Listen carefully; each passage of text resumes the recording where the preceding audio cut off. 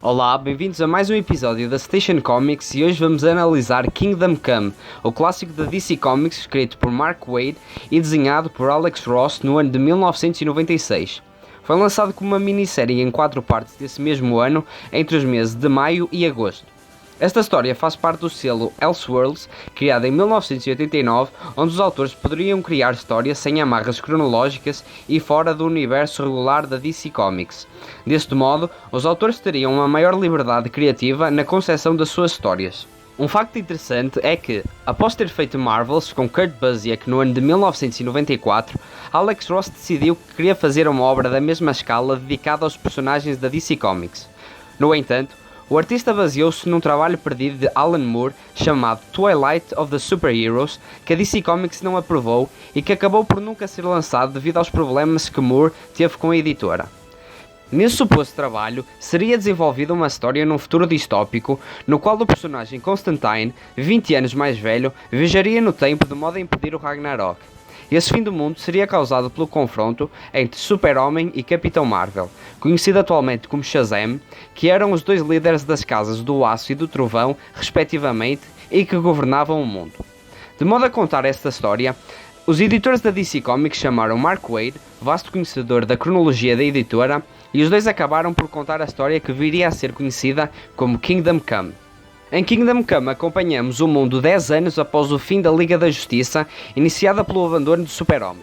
O herói acredita que o mundo não precisa mais dos típicos heróis clássicos e que a sociedade já não lhes dá o devido valor, preferindo uma nova geração que tenha um modo de agir mais violento e sem valores morais. Além disso, o Joker tinha invadido o Daily Planet e acabou por assassinar vários inocentes, incluindo Lois Lane, a esposa do herói. Após esse acontecimento, tanto Super-Homem como Magog, um dos heróis da nova geração, tentam deter o príncipe palhaço do crime. No entanto, Magog apanhou o Joker primeiro e acabou por assassiná-lo.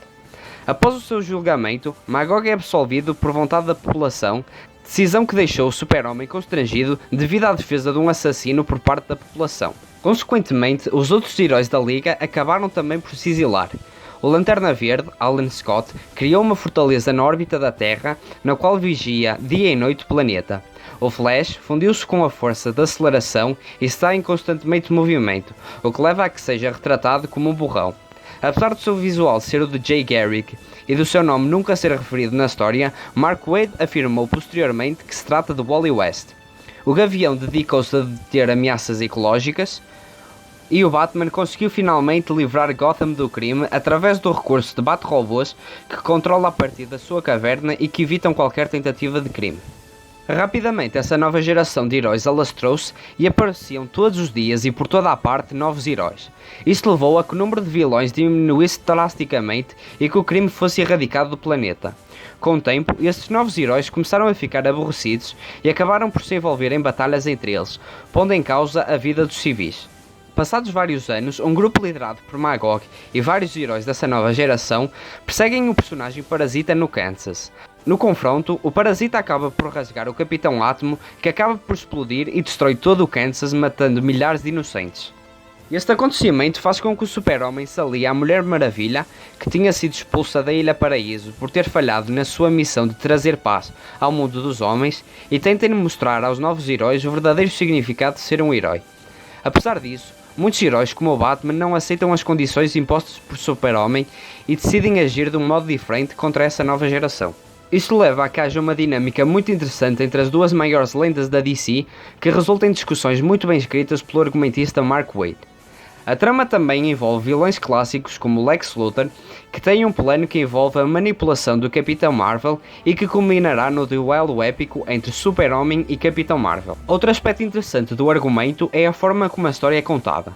Mark Waid conta-nos a história na perspectiva do personagem Norman McKay, um pastor que é invocado pelo personagem Spectro, que teve bastante destaque na crise nas Terras Infinitas. Norman começa a ter visões sobre o Apocalipse que foram passadas após a morte do Sandman original, que foi o primeiro a ter essas visões do fim do mundo.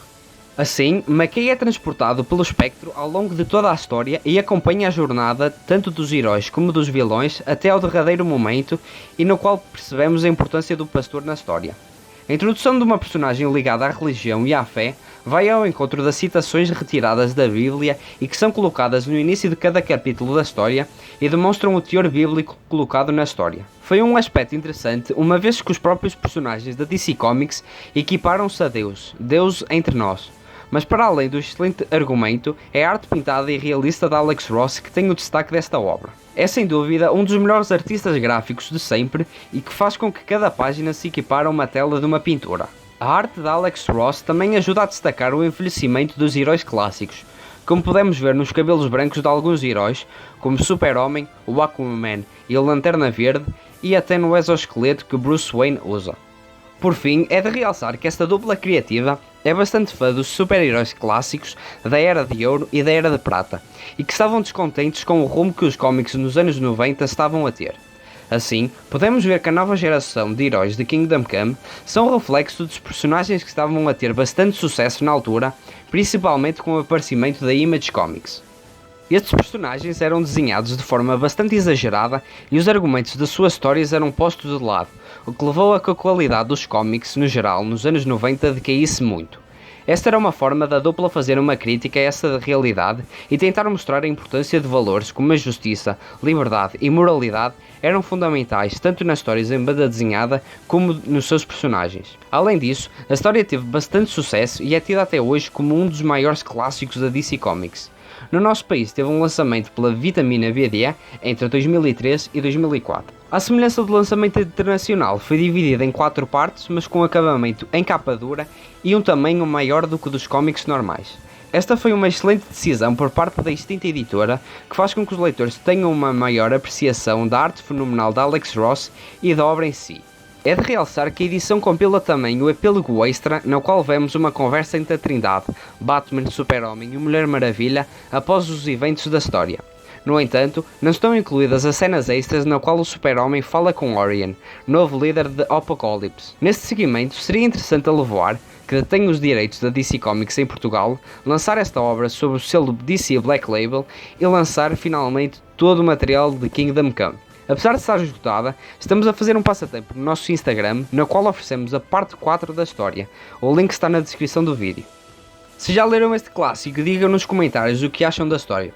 Subscrevam também o canal para mais análises e conteúdos relacionados com banda desenhada. Mais uma vez, muito obrigado por terem visto o vídeo até ao final e votos de boas leituras.